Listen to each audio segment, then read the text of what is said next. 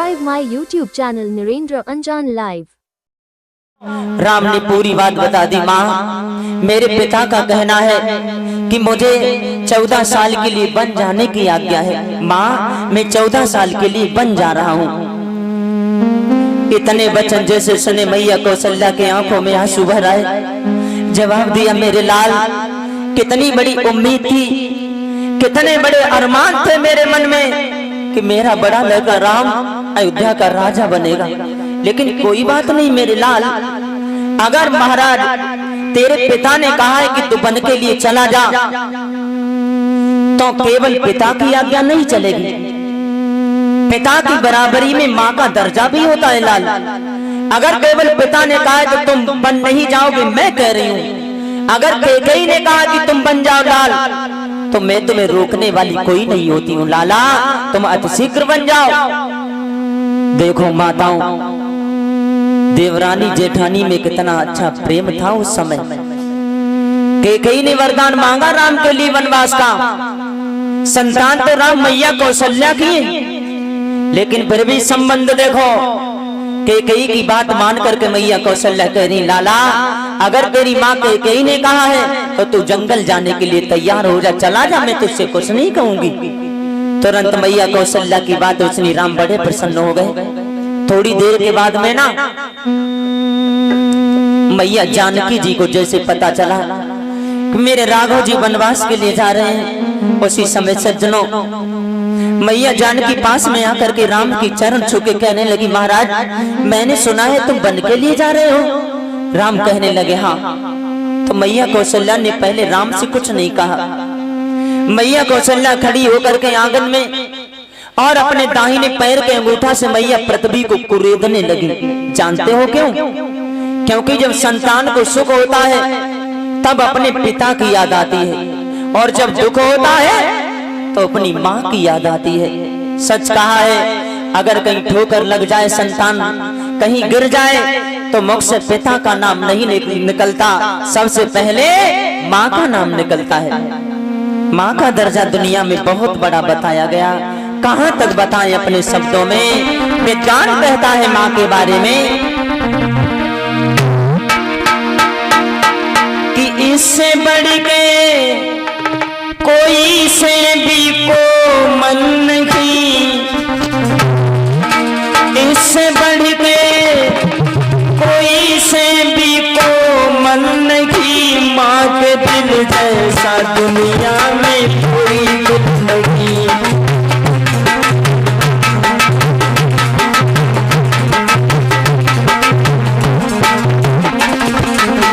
भैया उससे बढ़ के कोई से भी को मन नहीं,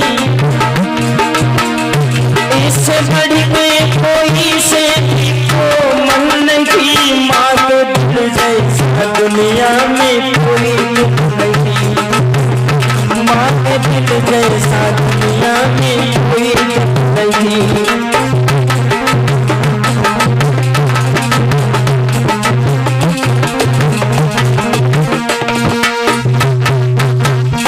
जवाब दिया है श्री सुखदेव ने महाराज परीक्षित।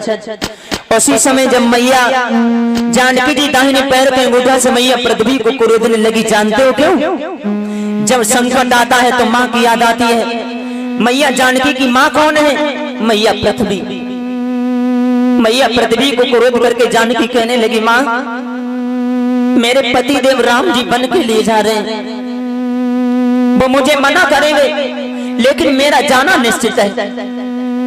अगर वो मुझे मना करेंगे तो मेरी आत्मा जाएगी उनके साथ, अगर मुझे हाँ करेंगे, संग ले जाएंगे, तो मेरा शरीर उनके साथ जाएगा। अब राघव जी के हाथ में मना करते हैं या नहीं मना करते हैं, मेरा जाना तो निश्चित है। राम के पास में जानकी जी आई, पूरी बात कहती, जवाब दिया, प्रभु मैं भी तुम्हारे साथ चलूंगी। राम ने जवाब दिया है जानकी से, जानकी तुम जंगल में ना चलो, तुम्हारे लायक जंगल नहीं है। अरे तुम रहने वाली महलों की, भला जंगल में चलोगी, वहां तो जीव जंतु, राह पर पड़े कांटे, उन पर तुम कैसे चल पाओगी? जानकी ने जवाब दिया, प्रभु मैं जंगल के लायक नहीं हूँ, तो क्या तुम जंगल जाने के लायक हो? तुम भी तो नहीं हो। महाराज पत्नी का सबसे बड़ा गहना उसका पति होता है। कितना भी सुख आंगन में क्यों ना मिल जाए, अगर उसका पति पत्नी से दो बोल प्रेम के नहीं बोलता है तो सारा संसार पत्नी को मिथ्या लगता है। भक्तों, पत्नी के लिए उसका पति ही परमेश्वर हुआ करता है। इसलिए जवाब दिया मैया जानकी ने मर्यादा पुरुषोत्तम भगवान श्री राम जी से, प्रभु मैं तो तुम्हारे साथ बन के लिए जरूर चलूंगी। जब ज्यादा ही कहा है तो जानकी को हाँ कर दिया। अब लक्ष्मण ने जैसे सुना, लक्ष्मण दौड़ करके आ गए और लक्ष्मण ने जैसे ही दौड़ करके आकर के कहा राम से, भैया आप बन जा रहे हो? बोले हाँ। राम की बात सुनी, लक्ष्मण कहने लगे मैं भी चलूंगा। राम ने जवाब दिया तुम कैसे चलोगे? अरे भरत अकेला रहेगा क्या? तुम यही रुको, अयोध्या का राजपाट संभलवाना, भरत अकेला संभाल नहीं पाएगा। तो लक्ष्मण ने जवाब दिया हम कैसे संभाल पाएंगे अयोध्या का राज, हम तो बच्चे हैं। राम जी कहने लगे तुम बच्चे हो? अभी कुछ दिन पहले जनकपुर में परशुराम से बड़ी बड़ी बात कर रहे थे, जनक से बोल रहे थे ये कर दूंगा वो कर दूंगा, पूरे ब्रह्मांड को उठा करके जमीन पर पटक करके फोड़ दूंगा, धनुष को तोड़ दूंगा। अब तुम इतनी बड़ी बड़ी बातें बोलोगे, तुम बच्चा हो? लक्ष्मण ने जवाब दिया तब मुझे मालूम नहीं था। तो राम बोले तुम्हें पता कब चला?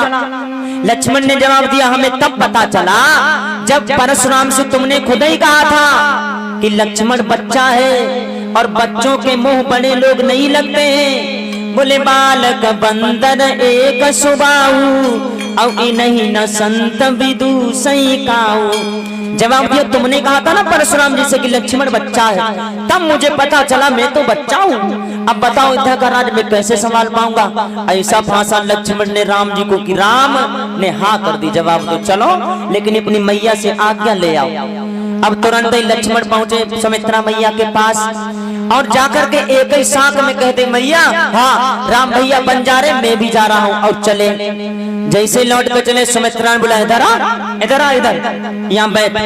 क्या बोल रहा है? जवाब दिया मैया राम भैया बन जा रहे, मैं भी जा रहा हूँ। सुमित्रा कहने लगी अच्छी बात है, लेकिन तुम जंगल जा रहे हो ना, तो आज के बाद मेरा तुम्हारा माँ पुत्र वाला रिश्ता ही खत्म हो गया।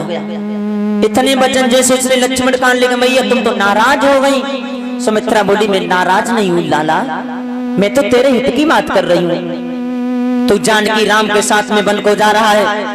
आज के बाद में जानकी को माँ और अपने राम को पिता समझना।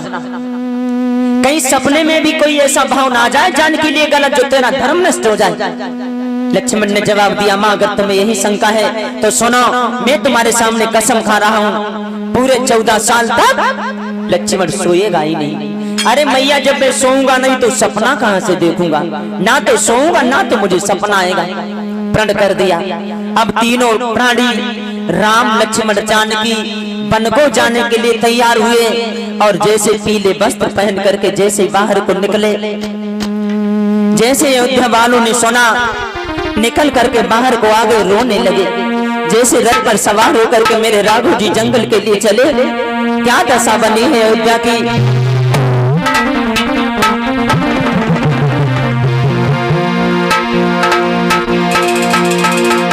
तो शेषनाग टहलाए गए और पृथ्वी ने हिम्मत हारी है। प्रेम कोटि दर्दी जो छो 1 रुपया गाँव से परमात्मा सुख और शांति प्रदान करते रहना। अब हम हूँ जाति रसातल को और यहाँ पाप होती अति भारी है।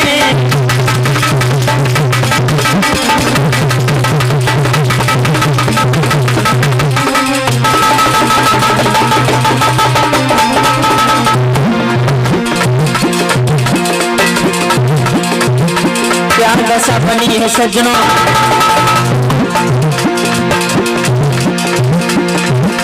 शेषनाग टहलाए गए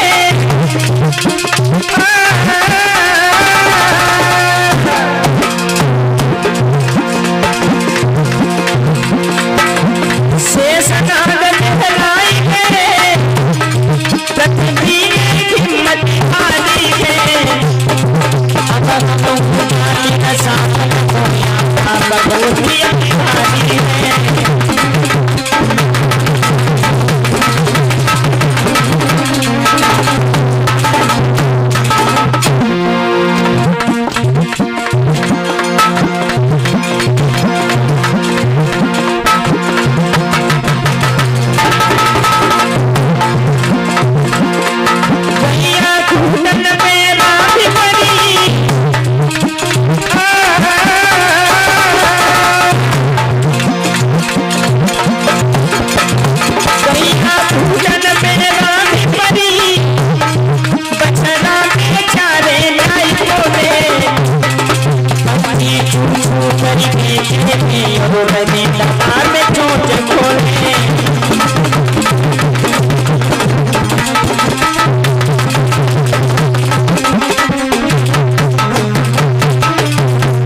बड़ी भयंकर दशा बनी है अयोध्या की। जैसे भगवान मर्यादा पुरुषोत्तम श्री राम जी चले हैं अयोध्या के बाहर निकले, अयोध्या के लोगों ने देखा भगवान मर्यादा पुरुषोत्तम श्री राम जी का रथ घेर लिया। जवाब दिया, प्रभु मुझे छोड़कर के कहाँ जा रहे हैं? राम कहने लगे अयोध्या के वासियों से, महाराज क्षमा करना, मेरा तुम्हारा साथ यहीं तक था। पता टूटो डाल सो ले गई पवन उड़ा, अब के बिछुड़े कब मिले सो दूरी परेंगे जा।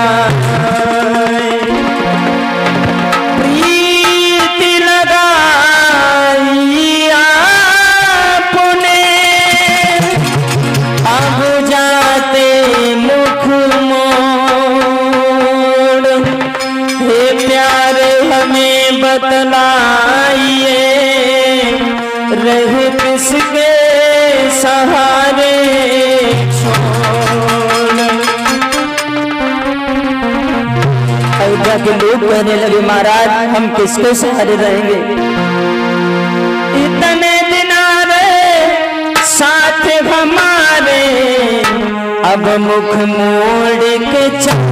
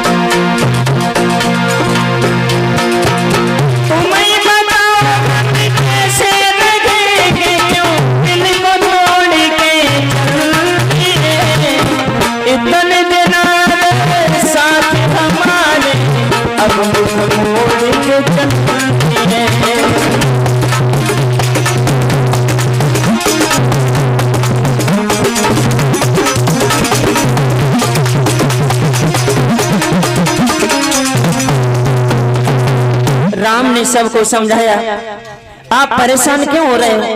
मेरे पिता का कहना है, उनका कहना मान करके मैं वन को जा रहा हूं। अयोध्या के लोग कहने लगे, महाराज मैं भी चलूंगा। उसी समय राम लक्ष्मण जानकी तीनों लोग चले, रथ पर सवार होकर गए। पीछे पीछे अयोध्या के जितने लोग थे चलने लगे। इधर भक्तजनों, राम ने सोचा अयोध्या वाले तो वापस नहीं लौटेंगे।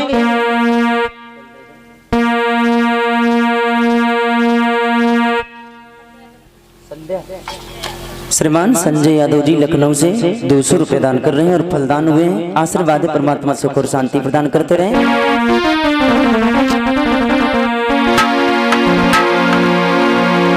जाकर के तमसा नदी के किनारे राघव जी पहुंचे और तमसा नदी के किनारे रात में विश्राम करने के लिए रुक गए।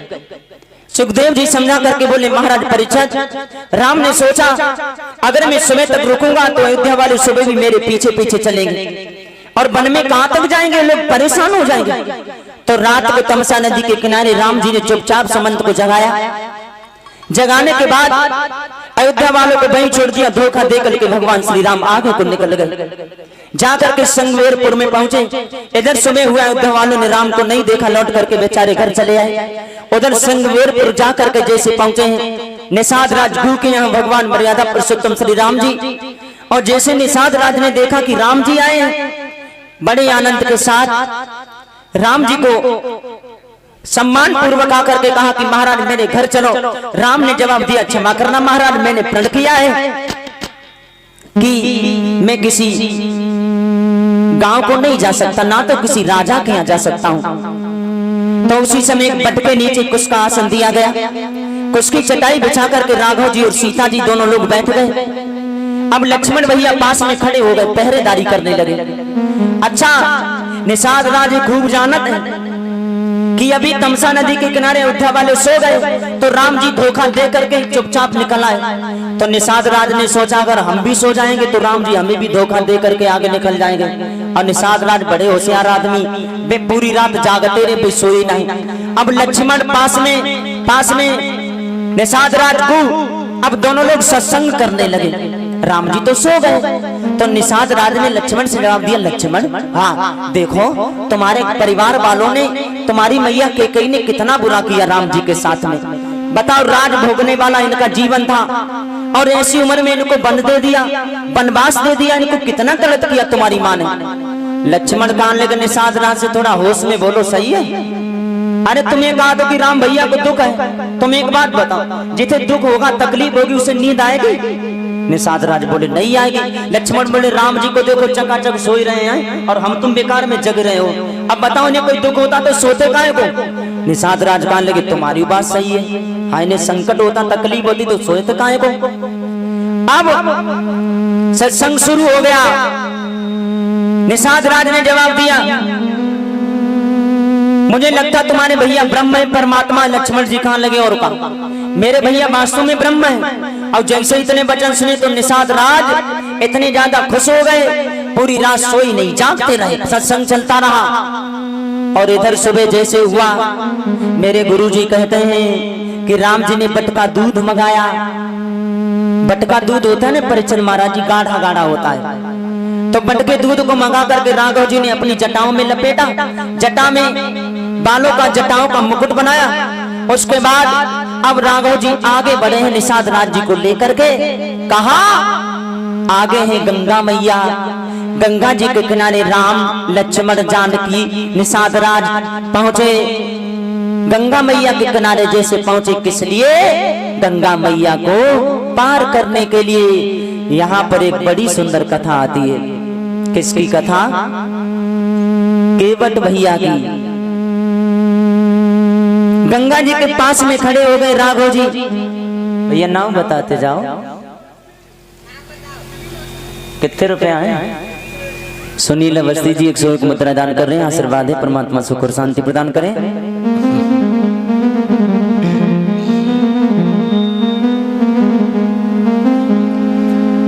केवट भैया के पास में राम जी पहुंच गए। अच्छा एक बात और बता, कल शाम को कल राम जी जब निषाद राज जी के यहाँ रुके हुए थे ना, तब केवट भैया निषाद राज के यहाँ गए थे और लक्ष्मण और निषाद राज में सत्संग हो रहा था। तो केवट ने अपने कानों से सुना था कि राम ब्रह्म है, परमात्मा है, नारायण है। और जैसे केवट ने सुना तो केवट ने सोचा कल गंगा को पार करने के लिए गंगा जी के किनारे जरूर आवेंगे, तो ऐसी योजना बनाई जाए कि हमारे पास में आकर के मेरी खुशामद करें। तो केवट ने निषाद राज जी से जाकर के जवाब दिया, अभी तक मैंने तुमसे कुछ नहीं मांगा, आज हम तुमसे कुछ मांगना चाहते हैं। निषाद राज ने जवाब दिया, हम बड़े प्रसन्न, मांगो तुम्हें क्या चाहिए केवट? केवट ने जवाब दिया, कल सुबह ना जब राम जी गंगा को पार करने के लिए गंगा जी के किनारे आवे ना, तो तुम एक काम करना, जितनी नाव है ना गंगा जी के किनारे, तुम सबको बोल दो कल किसी की नाव गंगा जी के किनारे नहीं लगेगी मेरी नाव के अलावा।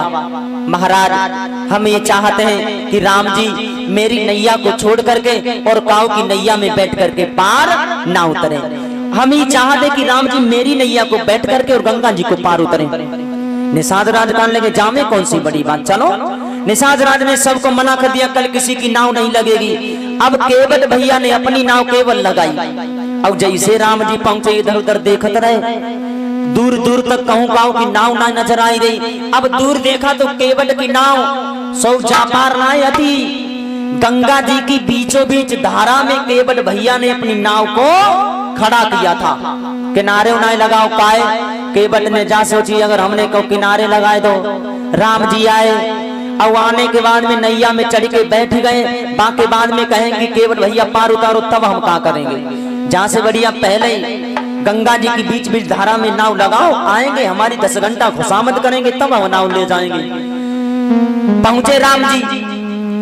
अच्छा राम जी जैसे पहुंचे गंगा जी के पार करने के लिए केवट भैया को दूर से आवाज देने के लिए। अच्छा यहाँ पर एक बात सोचो, स्वामी के साथ में केवट वो सेवक रहता है तो व्यवस्था करने की जिम्मेदारी किसकी होती है बताओ। चेला लोग, गुरुजी के साथ में चेला हुए तो व्यवस्था चेला करेंगे कि गुरुजी करेंगे? गुरुजी करेंगे। वाह भाई वाह चेला, हाँ बढ़िया है। स्वामी के साथ सेवक रहता है कि कौन व्यवस्था करता है? सेवक। अच्छा राम जी के साथ में सेवक कौन है? लक्ष्मण भैया। तो लक्ष्मण को चाहिए था कि लक्ष्मण भैया नाव मांगते, लेकिन राम ने नाव मांगी केवट से। काहे? राम जी खूब जानते हैं कि आज नाव मांगी जाएगी तो केवट लाएगा नहीं, साफ मना कर देगा। राम जी अंतर्यामी, वो तो सब कुछ जानते हैं। राम ये जानते कि आज नाव मांगेंगे तो केवट मना कर देगा, लाएगा नहीं। और लक्ष्मण ने कहूं नाव मांगी, अब केवट ने कहीं मना कर दिया तो लक्ष्मण हाई टेम्पर निकाल लेंगे, बाण मार देंगे। हाय हाय दैया, बेकार में भरत मारा, वो केवट भक्त मारा जाएगा। इसलिए ऐसा करो, लक्ष्मण को मौका ही ना दो, अपने आप आज नाव मांगो। तो राम ने लक्ष्मण से जवाब दिया, लक्ष्मण आज की व्यवस्था मैं देखूंगा। अरे देखो कैसे नाव मांगूंगा और कैसे केवट लेकर के आता है। लक्ष्मण कहा लेंगे, हाँ प्रभु क्यों नहीं, आप तेज सवारों आप मांगो नाव, हम देखें। अब तुरंत राम जी केवट से नाव मांगने लगे। वो प्रभु जो पूरे संसार को प्रदान करते हैं, आज केवट के सामने हाथ जोड़ करके खड़े हैं और नाव मांग रहे हैं। कैसे?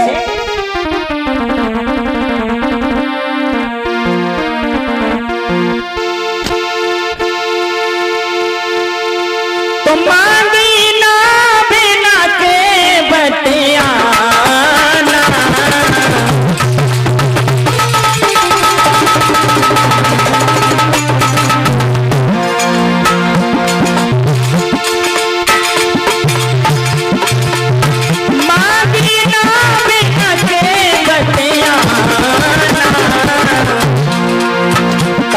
तुम्हार मरम में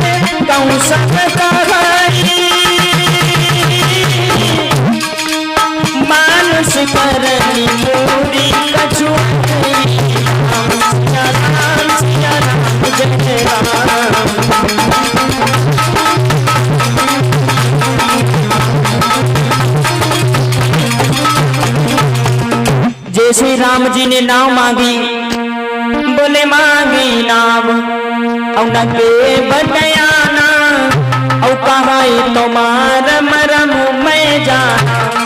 केवट से जैसे नाव मांगी, ए भैया केवट नाव ले आओ,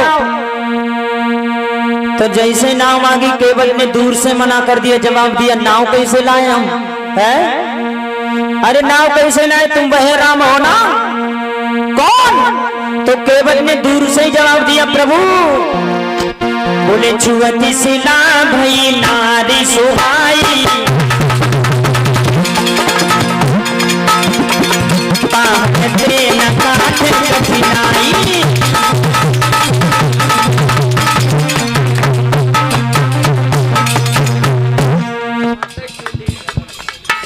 श्रीमान रामचंद्र यादव जी लखनऊ से 251 मतरा भैया दान कर रहे हैं। परमात्मा से दान करें।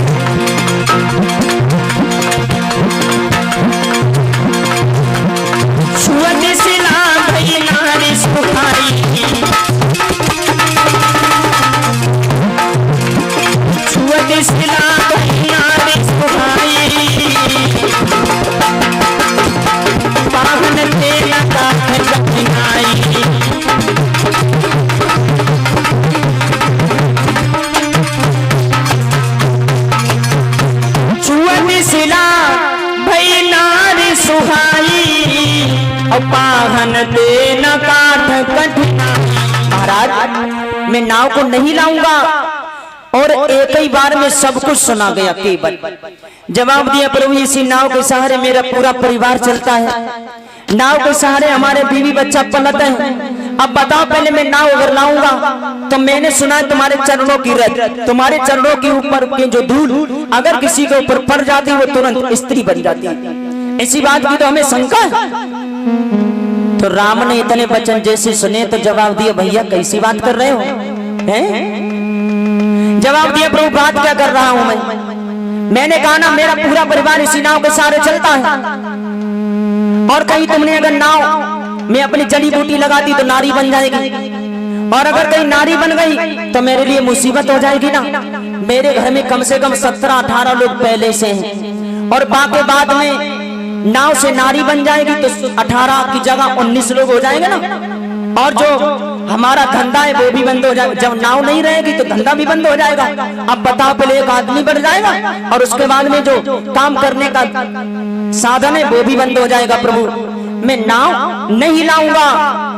और जैसे ही इतने वचन केवल को लक्ष्मण ने सुने तो लक्ष्मण राम जी से कहने लगे बस भैया है संभाल ले तुमने व्यवस्था अपनी, जाने तो साफ नहीं मना करता। अगर तुम हमसे कहते ना एक केवट नाव लेकर के कैसे नहीं आता, अभी इसको कसके हम जना देते। तो राम कान लगे ताई के मारे तो मैंने तुमसे कही नहीं तुम जनाए देते जाए ना। हाँ तुम चुपचाप खड़े रहो, मुझे बात करने दो। तो राम की बातें सुनी तो लक्ष्मण ने जवाब दो भैया राम से भैया एक केवट कह रहा कि हम तुम्हारे मर्म को जानते हैं। कौन सा मरम, कैसा मरम, एक बात बताओ भैया तुम हमें। बोले माँ कौशल्या अमरम न भाखा, जिन 9 मास गर्भ में राखा।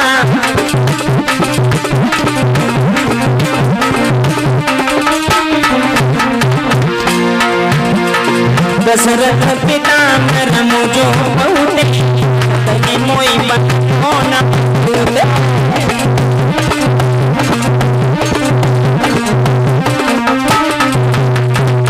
जवाब दिया मेरे मर्म को मैया कौशल्या ने नहीं जाना, दशरथ ने भी नहीं जाना। अगर जान लेते तो हम आपको जंगल को काहे को भेज दे। और एक केवट कह रहा कि हम तुम्हारे मर्म को जानते हैं। कौन सा मर्म, कैसा मर्म?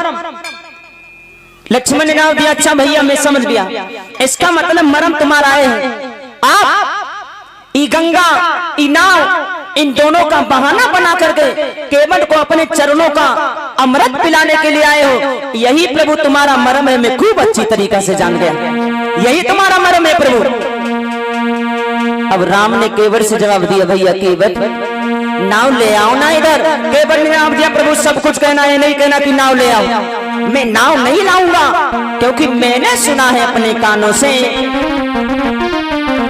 कि सुनता हूँ मैं ये जादू है और राजा और जी के पद पंकज में।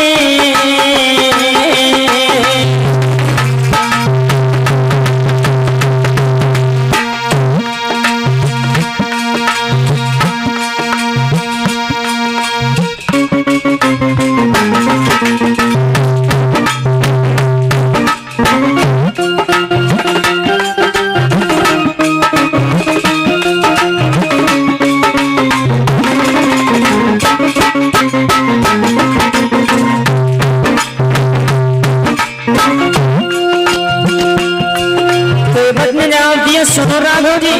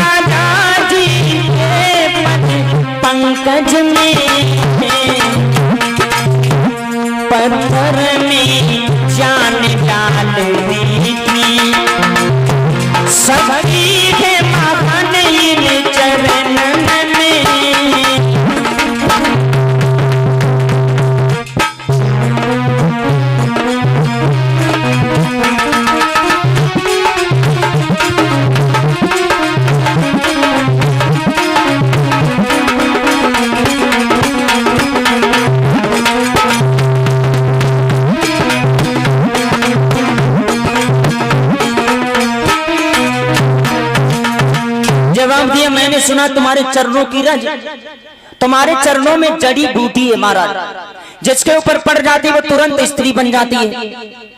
तो लक्ष्मण ने जवाब दिया तुमने कैसे जाना? केवट ने जवाब दिया थोड़े दिन पहले तुम्हारे भैया राम ने एक पत्थर में अपना पैर लगाया था। लक्ष्मण बोले हाँ। वो स्त्री बनी थी? लक्ष्मण बोले बनी थी। केवट ने जवाब दिया अब तुम बताओ। वो पत्थर था इतना विशाल, जब पत्थर की औरत बनी गई और हमारी नाव तो लकड़ी की है और पानी में पड़े पड़े एकदम से खूब मोटी फूल के हो गई है। अब बताओ पत्थर में देर लगी होगी, अब यहाँ लकड़ी में तो देर भी नहीं बन लगेगी, तुरंत ही बन जाएगी। तो लक्ष्मण ने जवाब दो अगर कहूं लकड़ी की नाव है और नाव की नारी बनी गई, पहली बात तो बनेगी नहीं, अगर कोई खुदा न खास्ता बनेगी तो तुम्हें आराम ही आराम हो जाए। एक घर में दूसरी आ जाएगी, सब आराम ही आराम है। तो केवट कान लोगों का आराम हो जाए लक्ष्मण तुम बताओ। तो लक्ष्मण कान लेके सुनो हम बताएं का आराम हो जाए। तो रानी वाले के बड़े चेन होते हैं धीरू। हाँ अरे तुई रानी में सुख चारी, अरे भैया सुनी तो ही बतावे।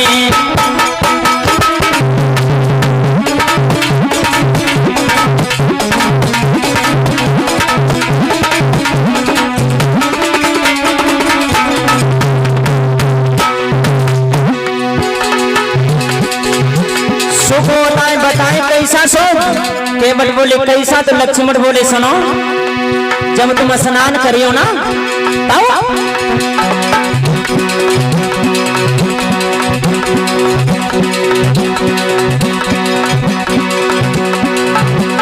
एक पानी भरी के लावे, दूधी साबुन तेल लगावे। एक पानी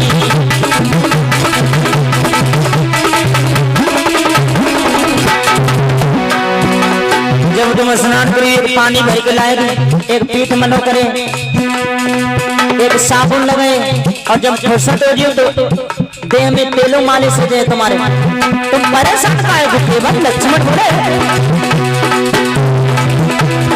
अरे तुई रानी में सुख चारी, देख सुनी तो ही बतावे।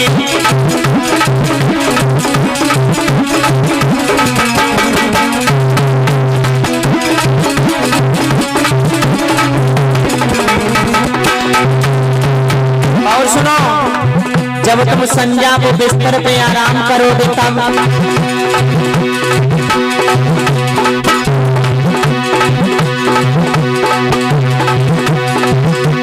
पैर पकड़ी के लावे, मुझे भाई शीश दबावे।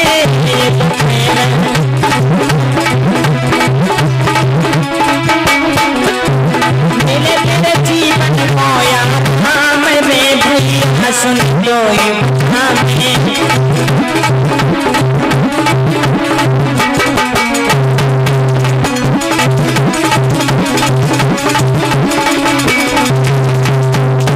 सब आराम ही आराम है। दो रानी वालों को संजा को जब सोगे एक पैर दाबेगी दूसरों शीश दबावेगी, धीरे धीरे मंद मंद। बताओ कितना आराम मिलेगा तुम्हें? तो जैसे ही इतने वचन सुने तो केवट ने जवाब दो जवाब तो सही है लेकिन हम बताएं सुनो। अरे तुई रानी में कष्ट हजार, अरे प्रभु तुम्हें कौन समझावे।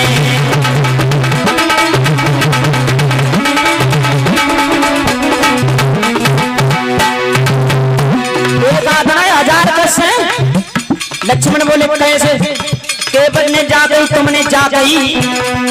संजा को जब सोए हुए एक पैर दाबिए एक शीश दाबिए, जब तुम्हारी धूली मते जब संजा को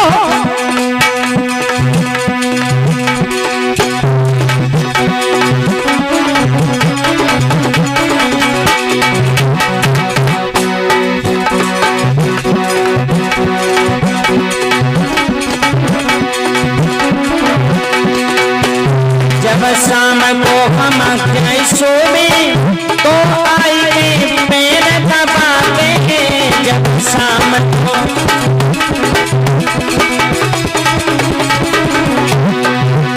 जब शाम को जाएंगे सो में एक आई पैर दबा के और दूसरे दूसरी तो मने जा कहीं की बात शीश दवाइए शीश ना दवाइए महाराज बाटे की गलो आई गे प्रभु एक कौन समाए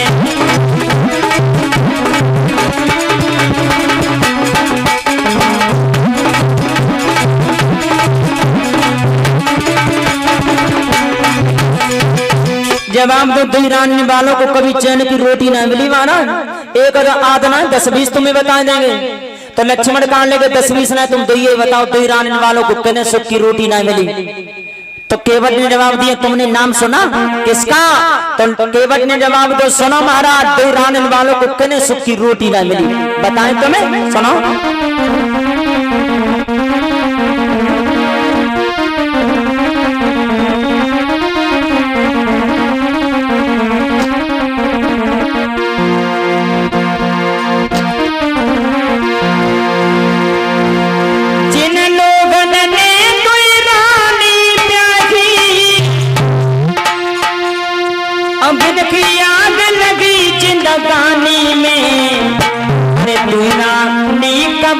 करियो ना ने आग लगे जिंदगानी में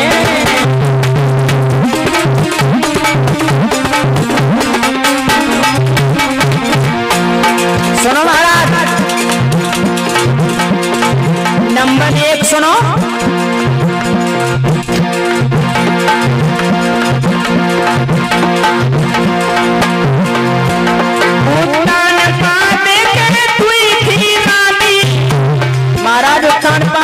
सुनो ये तुमने उत्तान पाती की तुई थी रानी जो बेलने गाई पानी में एक रही महलों के अंदर दूसरी सोई पलानी में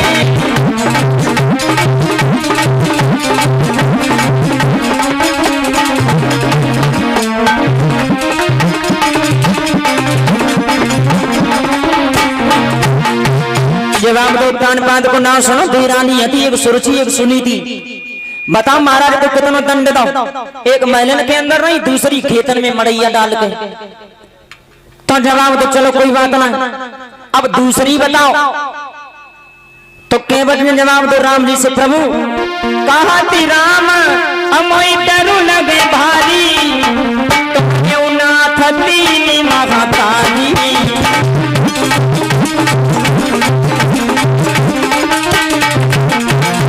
सुनो जो दशरथ नाय क्या उठौते फल लगी तमे मन कोना पठौते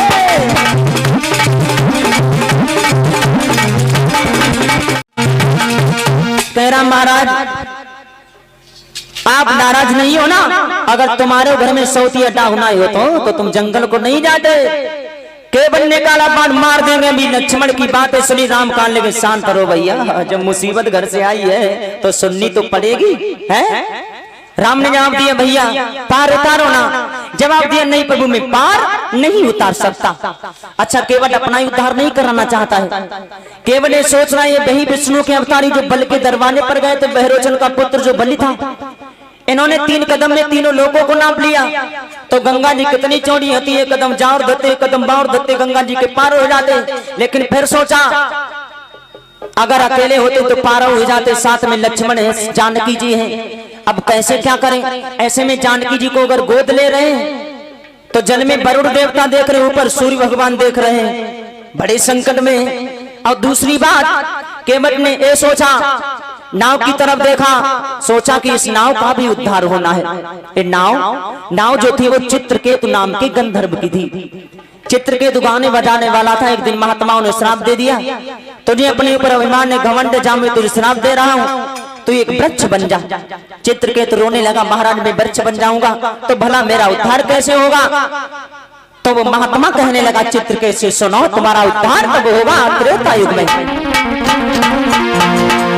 त्रेता युग में केवट तेरे वृक्ष को कटवाई है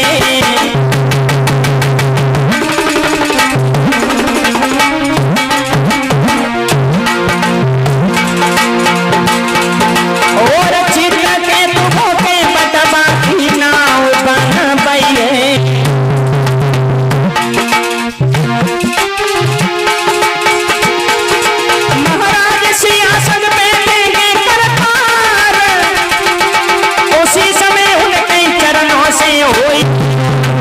पार भैया वही पूरा बालक बदले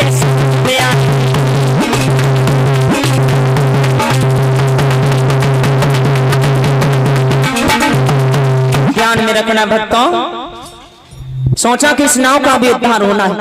महात्मा ने कहा था कि इस वृक्ष को कटवा करके केवल नाव बनवाएगा। इसी नाव पर भगवान मर्यादा पुरुषोत्तम श्री राम जानकी जी लक्ष्मण के साथ में चलेंगे तब तेरा उद्धार होगा। ये बात सोची और केवट ने मरम कैसे जाना, क्योंकि केवट जो वो था वो पूर्व जन्म का कछुआ था, क्षीर सागर में रहता था। एक दिन मन में आया कि भगवान के चरण छुए, चला लेकिन शेषनाग ने फुसकार मार दी, कछुआ नीचे गिर गया। तब भगवान ने जवाब दिया, केवट जो कछुआ था, मांगो क्या मांगना चाहते हो? जवाब दिया, प्रभु मैं तुम्हारे चरण छूना चाहता हूँ। राम बोले, भगवान नारायण कहने लगे, इसके लिए तुम्हें इंतजार करना होगा। तो वही कछुआ आकर के केवट बना है, इसलिए कह रहा है प्रभु मैं तुम्हारे मर्म को जानता हूँ, इसलिए बिना चरण धोए हुए मैं तुमको अपनी नाव पर नहीं बिठाऊंगा। बार बार वही बातें कह रहा है। अब जब कह रहा था उसके बाद में बहुत देर हो गई। अब केवट एकदम से नाराज हो गया, भगवान राम से कहने लगा, प्रभु तुम उतनी देर से कह रहा हो कि चरण धुलवा लो धुलवा लो धुलवा लो, तुम मान ही नहीं रहे हो। अब मैं कह रहा हूं कि मैं तुम्हारे पैर नहीं धोऊंगा, नहीं धोऊंगा तुम्हारे पैर।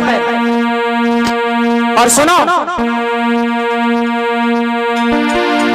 अगर वास्तव में आप पार जाना चाहते हो तो मैं नहीं कहूंगा कि अपने चरण धुलवा लो, अब तुम खुद ही कहो हमसे। केवल बोला राम से, प्रभु बोले जो प्रभु पार बसीगा चमरू,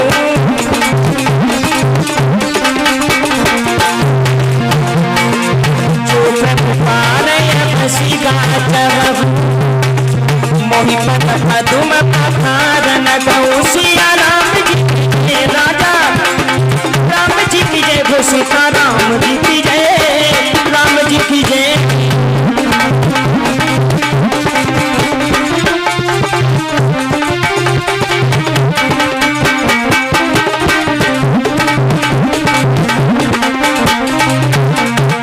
जवाब दिया, मैं नहीं कहूंगा कि अपने चरण धुलवाओ, तुम खुद ही कहो कि मेरे पैर धो और मुझे पार ले चलो। अब बताओ ऐसा कौन होगा जो कहेगा कि आओ मेरे चरण धो लो? कोई नहीं कहेगा।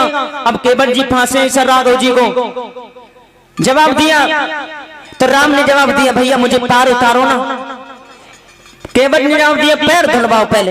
इस बीच में 50 रुपया विकास कुमार जी, सुनील कुमार रामकुंड से आए हुए हैं, मुझे पुरस्कार में दे रहे हैं। इनकी फरमाइश है, चलो जरूर पूरी करेंगे। थोड़ी कथा पूरी कर दें जल्दी में, समय भी हो रहा है बहुत आज काफी।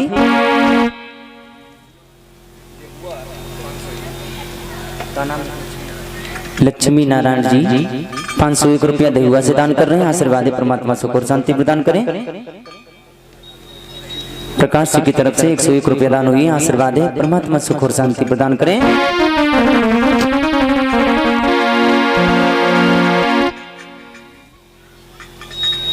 राजेंद्र, श्रीमान राजेंद्र यादव जी इसी गांव से 11 से 1 मुद्रा दान कर रहे हैं। भैया जी को बहुत बहुत धन्यवाद है। परमात्मा सुख शांति प्रदान करें, समाज में सम्मान बनाए रखें।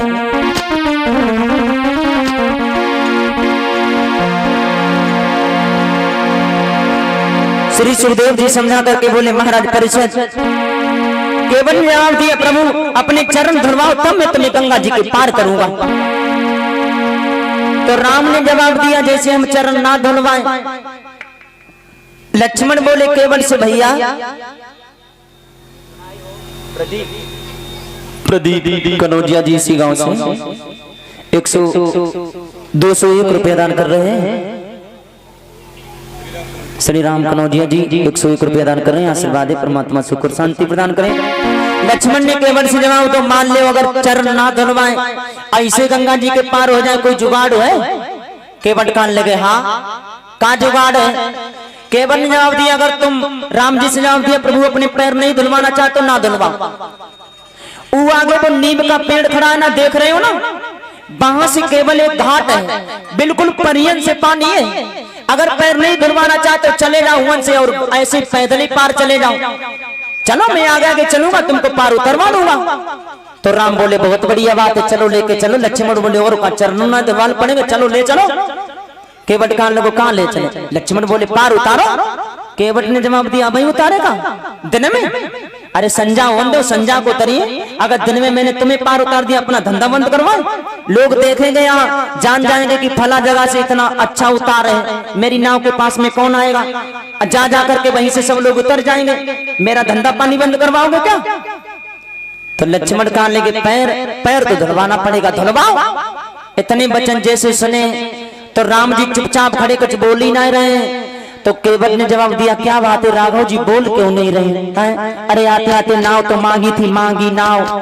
अब उसके बाद में चुपचाप खड़े, कुछ बोल ही नहीं रहे। उतनी देर से मैं बक बक करते चला जा रहा हूं।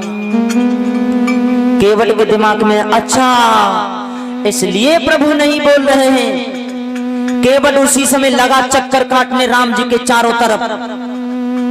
लक्ष्मण ने जवाब दिया धराओ धराओ, कहां चक्कर लगा रहे हो? केवट ने जवाब दिया चक्कर में इसलिए लगा रहा हूं। केवट ने राम जी से जवाब दिया प्रभु इधर घूमो जरा, इधर घूमो। लक्ष्मण बोले क्या बात है? केवट ने जवाब दिया मैं ये देख रहा हूं क्या राम जी के कपड़ा में जेब है कि नहीं है? अच्छा तो इनके कपड़ा में कोई जेब ही नहीं है, इनके पास में कुछ है नहीं। राम जी ये सोच रहे हैं कि पार उतरूंगा तो केवट को उतराई में क्या दूंगा। अच्छा तो ये बात है, कोई बात नहीं प्रभु, अगर तुम्हारे दिमाग में आ रहा कि उतराई में क्या दोगे तो सुनो, ये वाली भी टेंशन मिटा रहा हूं तुम्हारी, सुनो।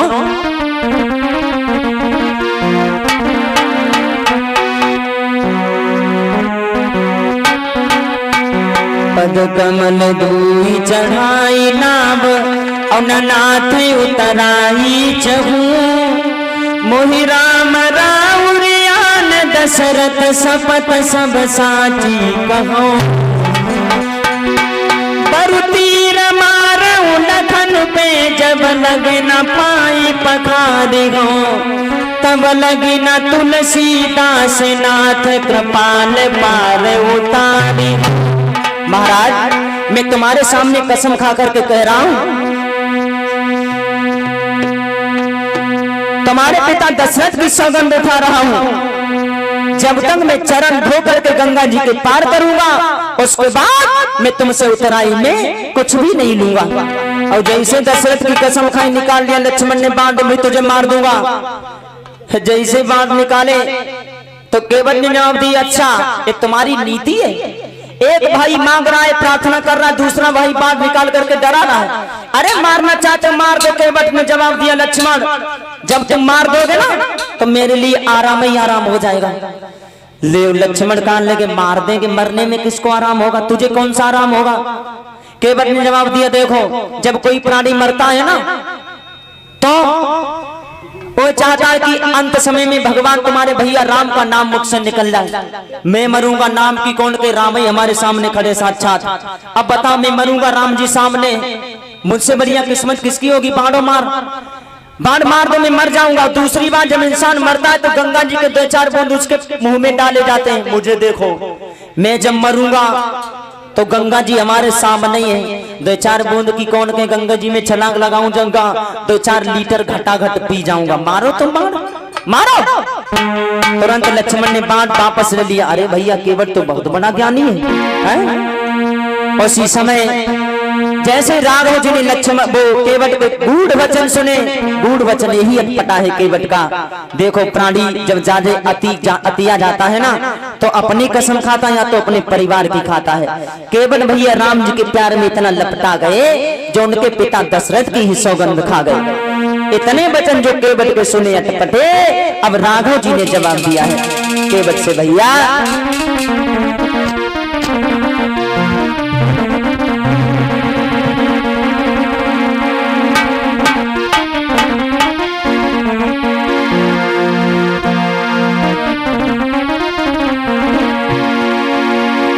राम जी ने जवाब दिया केवट से देखो उतनी देर से तुम करो तुम्हारे जो मन में है तुम वही करो, जो तुम्हारे मन में है तुम वही करो।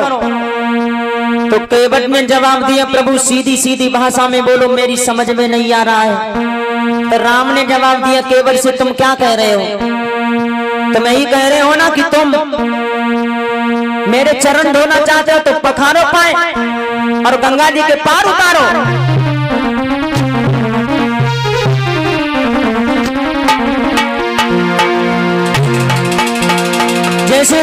कहा कि चरण पखारो गंगा जी के पार उतारो। अब जैसे राम जी की आज्ञा मिल गई तो केवट को जाना चाहिए था ना। अब केवट गए नहीं, चुपचाप सर झुका करके राम जी के पास बैठ गए। जैसे राम जी ने कहा कि पखारो जाओ, और जैसे केवट जी बैठे तो लक्ष्मण ने एक बार राम जी की तरफ देखा, एक बार केवट जी की तरफ देखा। फिर लक्ष्मण ने सोचा कि राम ने क्या कह दिया और इसने क्या सुन लिया जो चुपचाप बैठ गया। लक्ष्मण ने केवट से जवाब दिया, क्यों नहीं जा रहे हो? जाओ घर में जाकर के कठौता ले आओ और मेरे भैया राम जी के चरण धो। तो केवट ने जवाब दिया, तुम्हारे भैया ने धोने के लिए कहा है जो धोए, और क्या कहा है? लक्ष्मण ने जवाब दिया, तुम्हारे भैया ने कहा है कि पाए पखारो। लक्ष्मण कहां लगे, धोना पखारना दो दो होता है क्या?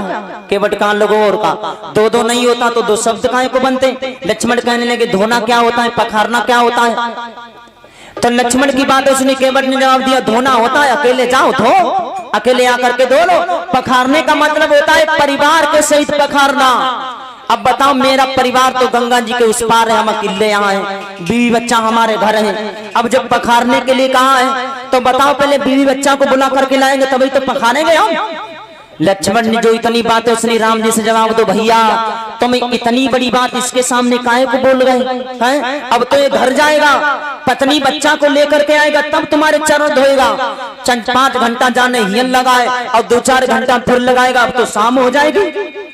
तुमने इतना बड़ा शब्द क्यों बोल दिया? राम ने जवाब दिया, मैंने कहां बोला? अरे यही तो उतनी देर से कह रहा था कि मोहि पद पदम पखारन कहा हूं। इसने कहा था कि मुझे पखारने के लिए कहो, मैंने इसकी बात दोहरा दी, मैं अपने मन से थोड़ी मैंने कुछ कहा। राम देखो केवटों की बड़ी सफाई में बात कर रहे हैं लक्ष्मण से। राम खुद ही चाहते हैं कि केवट भैया हमारे पांव धोए, क्योंकि अपना वचन पूरा करना चाहते हैं।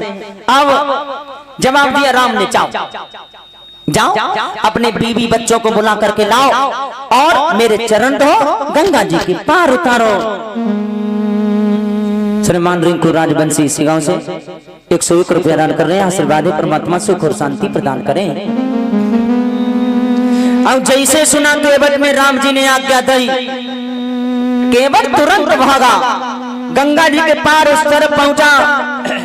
बीवी बच्चा को दूर से आवाज लगा लेगा, ए चुनुआ मुनुआ टुनुआ सब लोग भी ना, सब पास में आगे क्या है? जवाब दिया, गंगा जी के उस पार जाओ, 2 राजकुमार आए, बड़े बड़ी आए। एक काम करना, जा करके घेर के दोनों राजकुमार को बैठ जाओ। और एक काम और करना, जो गोरखा वाला राजकुमार है ना वो साधारण है, वो बहुत खतरनाक है, गोरा गोरा है, उससे बिल्कुल कोई बात मत करना। जा करके दोनों लोगों को घेराबंदी करके बैठ जाओ। पत्नी ने जवाब दिया, घेराबंदी क्यों करना? केवट ने जवाब दिया, 4 घंटा हो गया बकाते बकाते उन्हें, अब कम से कम 4 घंटा और लगाऊंगा। तुम लोग वहीं पर उनको घेराबंदी बनाए बैठे रहना, मैं बाद में आऊंगा, जाओ। रामचंद्र भैया जी 101 रुपया इसी गांव से दान कर रहे हैं। ओमकार यादव जी रुपया 101 रुपया दान कर रहे हैं। आशीर्वाद है, परमात्मा सुख और शांति प्रदान करते रहना।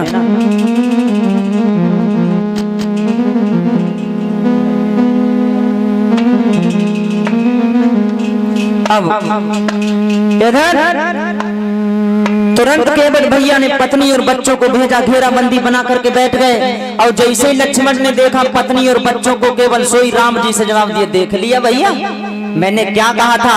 केवट बहुत बड़ा बुद्धिमान है, बताओ पहले आया नहीं, बीवी बच्चों को भेज दिया, पता नहीं कितनी देर में आएगा। राम बोले, खामोश रहो, आएगा, बहुत जल्दी आएगा। अब इधर केवट ने क्या किया? उठाया कठौती।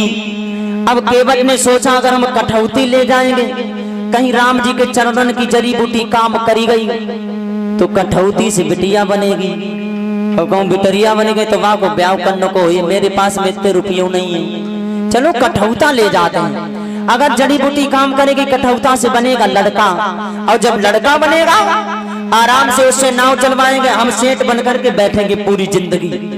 केवट ने उठाया कठौता, आ गया गंगा जी के पार। अब तुरंत जल भरा, और जैसे ही जल भरा है गंगा जी से, तो गंगा जल में तो हाजिर थे एक कठौता में, और गंगा जल दोनों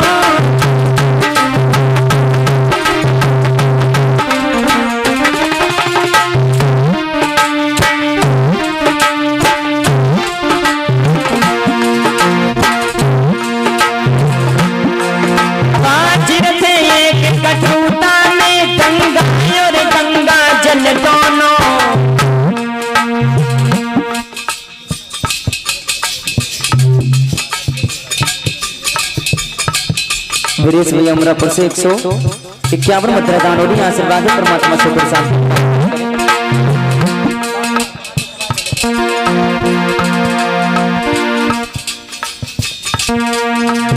संजय यादव जी 201 रुपया दान कर रहे हैं आशीर्वाद है धर्मन से।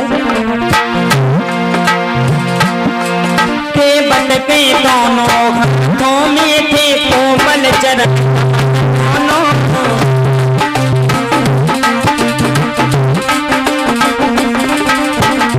यानी जाओ लिखवा दो वहां जाएंगे। शत्रुघ्न यादव जी इसी गांव से 111 मुद्रा दान कर रहे हैं आशीर्वाद परमात्मा सुख और शांति प्रदान कर। आइए थोड़ी जल्दी कर रहे हैं क्योंकि समय भी हो रहा है। तो इधर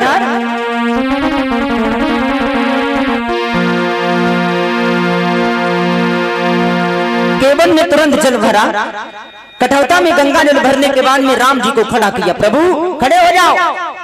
अब दोनों चरण रख करके राम जी खड़े हो गए। केवल चरण धोने लगा। चरण धोने के बाद में एक चरण धोया, उसके बाद राम जी ने अपना पैर नीचे रखा। केवट ने जवाब दिया, प्रभु बताओ जिस काम के लिए मैंने कहा था वही काम तुमने फिर कर दिया क्या? केवट ने जवाब दिया, प्रभु बताओ पहले तुमने पैर फिर अपना नीचे रख दिया, धूल फिर लग गई, अब बताओ क्या करें? केवट ने जवाब दिया, प्रभु एक बार और धुला लीजिए राघव जी। तुरंत राम जी ने अपना पैर फिर धुलाया। अब की बार में केवट ने अपनी तौलिया नीचे लगा दी, जवाब दिया इस पर पैर रखो। अब जब केवट ने दोनों पैर धोए हैं और पी गया, उसके बाद लक्ष्मण ने जवाब दिया केवट से, अब चलो। तो केवट ने जवाब दिया, कहाँ चले? लक्ष्मण ने जवाब दिया, गंगा जी के पार उतारो। केवट ने जवाब दिया, कैसे उतारे? ये देखो बीवी बच्चा हमारे बैठे कैसे टकाटक देख रहे हैं, बताओ। मैं अकेला पी गया, अपने बीवी बच्चों को पिलाना चाहता हूँ, मेरा परिवार पूरा बैठा हुआ है, बताओ पहले। प्रभु एक बार धुला लीजिए। अब राघव जी ने फिर धुलवाया, अपने बीवी बच्चों को पिलाया केवट ने। उसके बाद में जवाब दिया लक्ष्मण ने, अब लेकर के चलो। केवट ने जवाब दिया, कहाँ लेकर के चले? लक्ष्मण बोले, पार उतारो। केवट ने जवाब दिया, देख रहे हो ये गांव वाले जिंदा छोड़ेंगे हमें जब तुम चले जाओगे?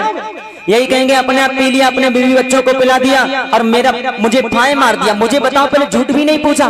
प्रभु एक बार और पिला दो, एक बार और धुला लो, अपने गांव वालों को हम चरण धो करके चरणामृत पिला दें। अब तुरंत राम ने जवाब दिया, ठीक है धो।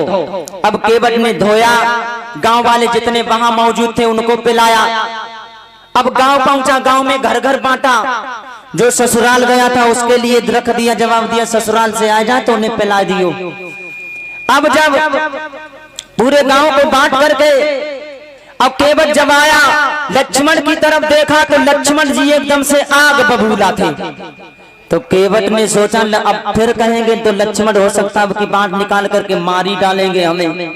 तो केवट गया राम जी के पास में, धीरे से कान में कही, प्रभु हाँ अभी एक बार और धोऊंगा। अब लक्ष्मण ने सुन लिया, जवाब दिया, धोगे? अब क्यों धोगे? तुमने पी लिया, बीबी बच्चों को पिला दिया, पूरे गांव वालों को पिला दिया, अब किसके लिए पिलाओगे तुम? तो राम ने जवाब दिया, हाँ भैया केवल, अब तो तुमने सबको पिला दिया, अब चरण धो, जल्दी ले चलो, हमें बहुत देर हो रही है, इतनी देर के हम यहाँ खड़े हुए हैं। केवट ने जवाब दिया, प्रभु आप खड़े हो, आपसे पहले औरों लोग यहाँ पर बड़ी देर से खड़े हुए हैं। राम ने जवाब दिया, खड़े हुए हैं? अरे यहाँ कोई दिखाई तो दे ही नहीं रहा है। केवट ने जवाब दिया, यही तो बात है प्रभु, अगर तुमको वो दिखाई ही दे देते ना तो अब तक वो लोग कब के पार हो जाते, तुम्हारी नजर उन पे नहीं पड़ रही है। राम ने जवाब दिया, कौन? केवट ने जवाब दिया, हमारे पितर लोग प्रभु, हमारे पूर्वज लोग जो पार होना चाहते हैं, एक बार प्रभु धुला लो, मैं अपने पितर लोगों का उद्धार कर लूं, उसके बाद में शौक से तुम्हें ले चलूं। अब तुरंत प्रभु के चरण धोए, अपने पितरों को अर्पण किया है जल, अपने आप तो तरण किया है, केवट ने अपने पितरों का तरण कराया है। इसलिए ना हम आप लोग भगवान से जब मांगे ना, प्रभु से भले ये ना कहो कि प्रभु हमें डॉक्टर दो चाहे ना दो, मास्टर दो चाहे ना दो, इंजीनियर दो चाहे ना दो, लेकिन एक केवट जैसा भगत जरूर दे दो जो आए पूरे परिवार का तरण करके चला जाए। ऐसा भक्त जरूर मांगो भगवान से। पूरे परिवार का उद्धार किया, गांव वालों का उद्धार करवाया। केवल राघव जी को अपनी नाव पर बैठाया। पहले राम जी चढ़े, पहले जानकी जी को चढ़ाया, फिर राघव जी चढ़े, फिर लक्ष्मण जी चढ़े गंगा मैया में। और जैसे गंगा मैया में नैया आगे चली तो प्रार्थना करने लगा केवट गंगा मैया से, मैया गंगा मैया ने जैसे नाव को ढाला, इतनी तेज धारा बहा दी गंगा में, नाव और तेज बहने लगी। केवट कहने लगा गंगा मैया रोको रोको रोको, धीरे धीरे बहाओ, 2-4 घंटा बाद तरफ लगाए, मैं चाहता हूँ 1 घंटा कम से कम तुम में तो इन्हें घुमाऊं, धीरे धीरे बहो ना। केवट कहने लगा गंगा मैया कि मेरे राघव जी आज उतरेंगे पार, गंगा मैया धीरे बहो।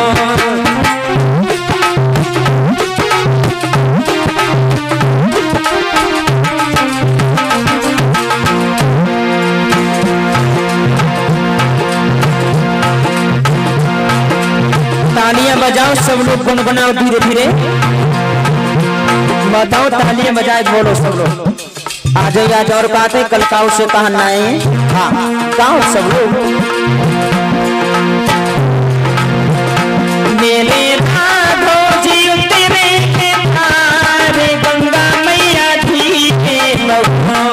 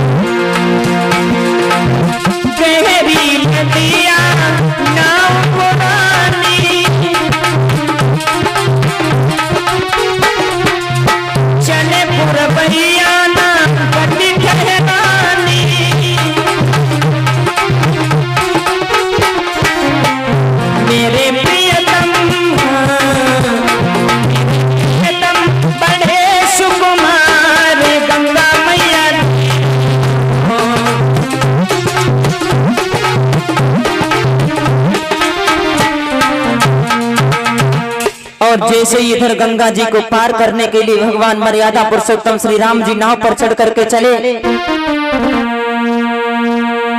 जैसे ही आगे को बढ़े उसी समय गंगा जी को पार करके उधर पहुंचे। श्री सुखदेव जी समझा करके बोले महाराज परीक्षित, जानकी जी उतरी, फिर राम जी, फिर लक्ष्मण जी उतरे। अब केवट ने पार तो कर दिया, उसके बाद में भगवान श्री राम के चरण छुए। अब राम ने मन में सोचा इसने मुझे पार कर दिया, मैंने इसे उतराई में कुछ नहीं दे पाया और मेरे पास में कुछ है भी नहीं। राम जी के मन की बात जानकी जी समझ गई, तुरंत अपनी मुद्री उतार करके दी। जवाब दिया प्रभु तो सिया जाना निहारी,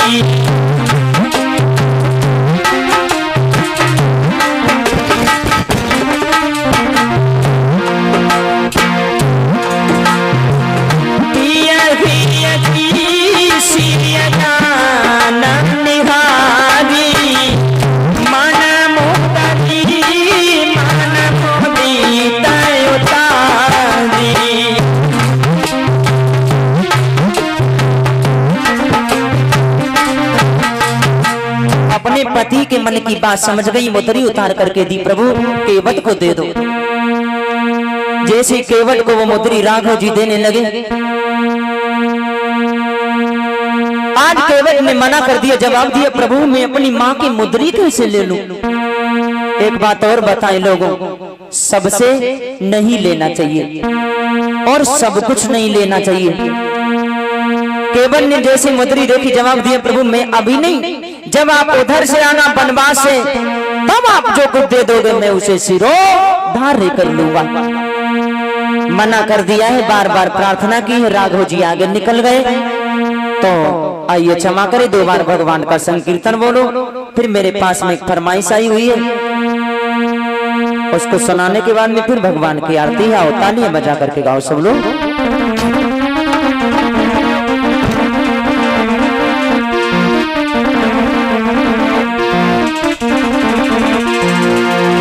मेरी कुटिया के भाग आज और जाग जाएंगे राम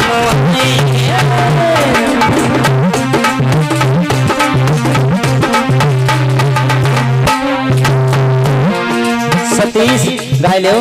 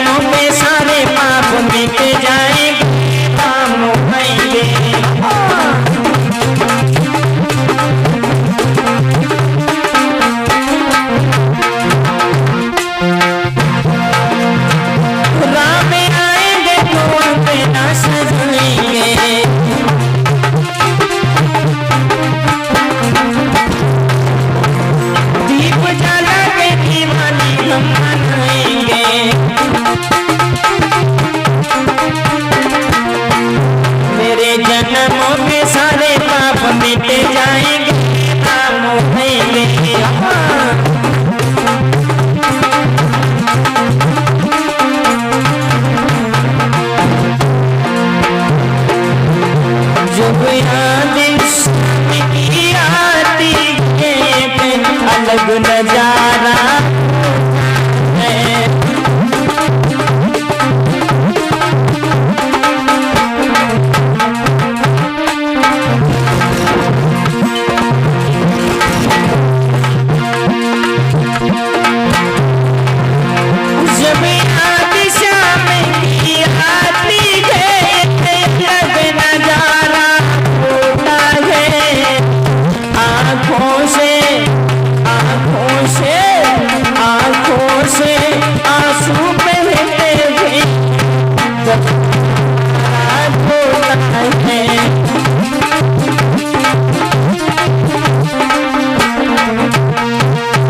बोले कृष्ण कन्हैया।